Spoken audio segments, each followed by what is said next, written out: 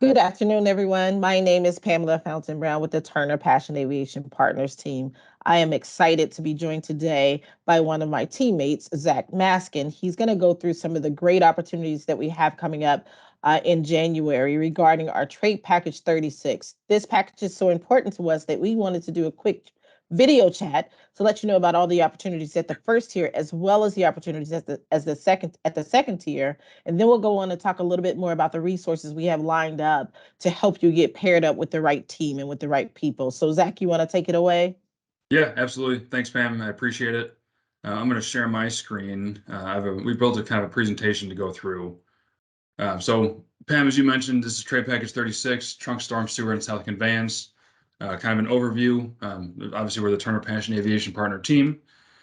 So kind of touching on our agenda here. Option number one per the design documents is the conventional jack and bore. We'll touch on scope and then also the potential second tier MBE and WBE opportunities. Then same thing with option two, just a different variation of the installation method.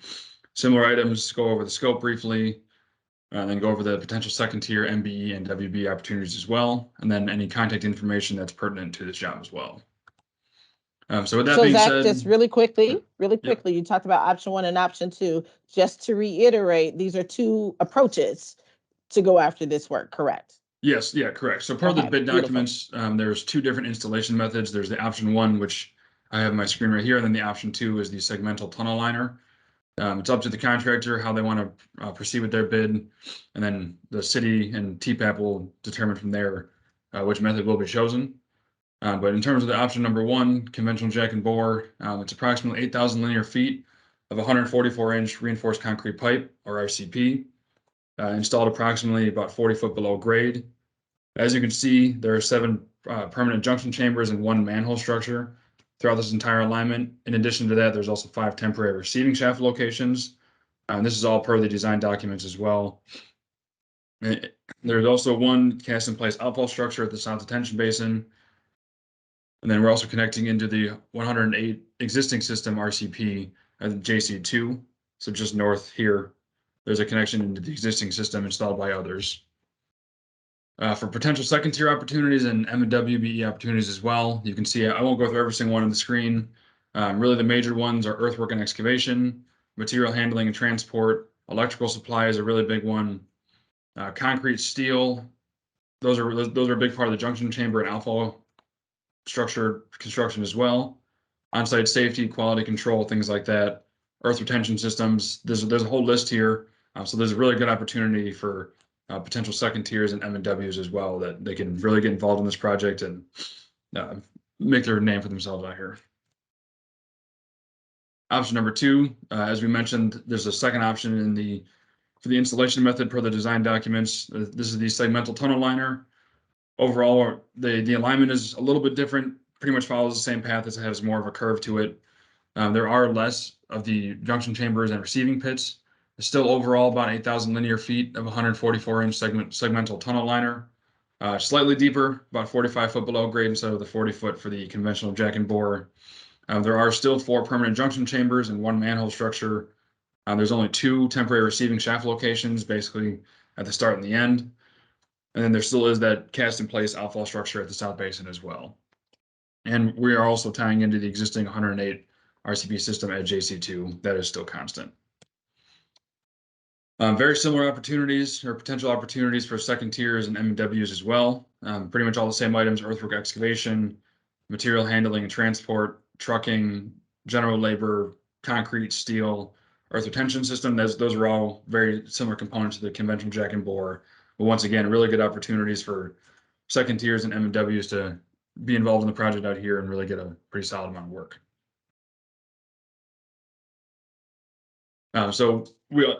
In addition, we have our TPAP website. As you can see, it's tpapord.com. On that website, you can learn about bid opportunities, career opportunities. We will be scheduling more outreach events specific to this project and also further trade packages as well. And also, I'll pull this up in a second, but our potential bidders list is available as well, which I'll pull it up right now. So specifically to Trade Package 36, these are all the prime tiers that we're listing as potential bidders. Currently, our bid due date is January 24, 2023. So there's still some time to reach out to these people on here, get involved with them, see what opportunities or what bids you can provide to these prime tiers and get involved in the work out here. All of this is located on our TPAP website, tpapord.com. In addition to that, more information about the overall O'Hare 21 program can be found at ord21.com. Pretty similar information, but see more bid opportunities, latest O'Hare 21 news, upcoming projects, things like that, upcoming opportunities. An overall feedback form as well that you can provide information directly to the city for any feedback or questions you may have on the overall program. Then if you need to contact us directly, Chuck McCoy is our pre-construction manager. Pam Brown, obviously you're on the call as well, Director of Community and Citizenship for this project. And then Brad Yelton is a procurement agent as well.